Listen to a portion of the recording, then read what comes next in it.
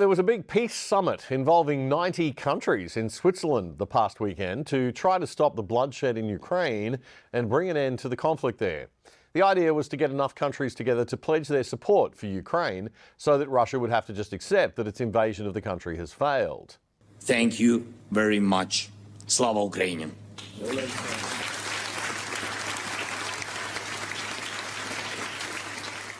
80 of the countries that attended signed the final communique calling for the territorial integrity of Ukraine to be the foundation of any peace agreement to end the war. The summit was Ukraine initiated. Putin wasn't invited and China decided not to send anyone. India, Saudi Arabia and the UAE were among 10 countries that did not sign the final communique, but 80 did. The Ukrainian foreign minister says Kiev is willing to talk to Moscow. Here's how Radio Free Europe reported that.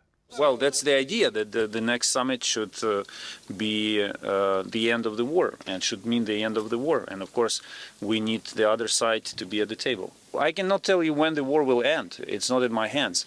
But I know that we are making some major steps towards restoring just and lasting peace. These are two key words, just and lasting, not peace at any expense. A just and lasting peace, not peace at any expense, he says. I'm wondering how much more expense either side can handle.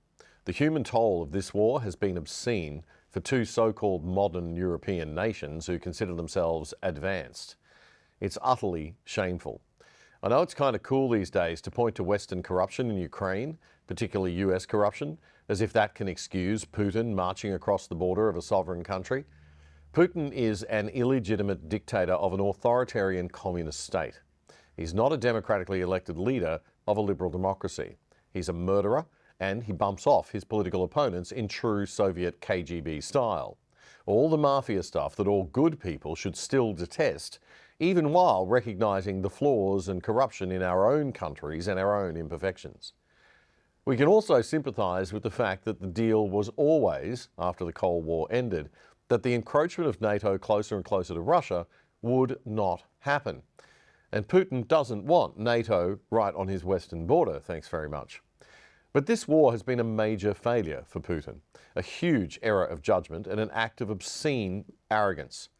He sent hundreds of thousands of his country's young men to the slaughter in the name of ego and hubris. Of the 600,000 plus lives lost in this shameful global catastrophe, it's likely as many as 500,000 are Russian. In its third year of the war, Russia now controls about 1/5 of Ukrainian territory. The original invasion plan was to take Kiev within weeks. And that didn't turn out so well. On the day before the peace conference last Friday, Putin laid out his latest proposal for an end to the war. But it comes with a laundry list of conditions. The Russian leader is demanding that Kyiv withdraw all forces from Donetsk, Luhansk, Kherson, and Zaporizhia in eastern and southern Ukraine, 4 regions annexed by Moscow in 2022. That report from Canada's City News Network. Russia is, of course, also insisting that the Ukraine halts any plans to join NATO permanently. But the Ukraine called the offer manipulative and absurd, while the US Defense Secretary had this to say. He is not in any position to dictate to Ukraine what they must do to bring about a peace. U.S. Defense Secretary Lloyd Austin says Putin himself could end the conflict by removing troops from Ukrainian sovereign territory. Anyway, at least things seem to be moving in the right direction. So how does all of this affect Australia? Well, first we need to understand how it affects Russia. Peter Zeihan is an American author and expert in geopolitics. He holds degrees in political science and is the author of the bestsellers The Absent Superpower, Disunited Nations, and The End of the World is Just Beginning. He spoke to the UK Times newspaper's Times Radio about the risks that Russia faces if it loses more troops in this war. Keep in mind, the Russians have 8 million men in their 20s, or at least that's what they started the war with. If they've lost 500,000 now, and 1 million have fled, that still leaves them with 6.5 million bodies to throw at this problem. And to be perfectly blunt, the Russians have yet to fully mobilize. Most of the people that they've brought in through their draft system have been minorities from ethnically disadvantaged, economically disadvantaged areas. They haven't really gotten into the core of what the country is capable of. That's still ahead of us. But at this rate, there's no way the Russians can keep this up for another 8 years. And I know that sounds like a long time. It is. But remember two things. Number one, the Russians never fight short wars. They do short intimidations. Their wars are always long because they're always about human waves. Number two, if they do this, this is their last war, because there aren't enough Russians under age 20 to theoretically repopulate the system. So when this is done one way or another, Russia is done. That's Peter Zihan, American author and expert in geopolitics on the UK's Times Radio there. So again, what has all this got to do with Australia? Well, if Russia completely depletes its ability to mount an army, that is very bad news for China. Here's how the popular infographics show YouTube channel explains it. From a strategic point of view, China would be very lonely on the world stage. The loss of Russia as a serious partner and deterrent to the West would shift the balance of power away from China. China would be left with Iran and North Korea as the top allies against the United States, Great Britain, and all of NATO. A situation like this is something that she is desperately trying to avoid. Indeed. You see, China is heavily reliant upon Russia for its military strength. With how the Chinese handled the Tiananmen Square situation in 1989, China has been under an arms embargo and hasn't been able to buy or sell anything of military value to the West ever since. This newfound Chinese military-industrial complex has only accelerated under President Xi, who stresses Chinese self-sufficiency and seems likely to continue down that path. Their partnership with Russia continues to get deeper and deeper, bleeding into all sectors of the economy.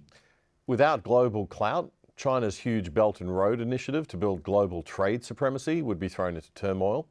Its persecution and incarceration of more than 1 million ethnic minority Uyghur Muslims will finally meet international resistance that it should, and their plans to take over Taiwan will be severely curtailed.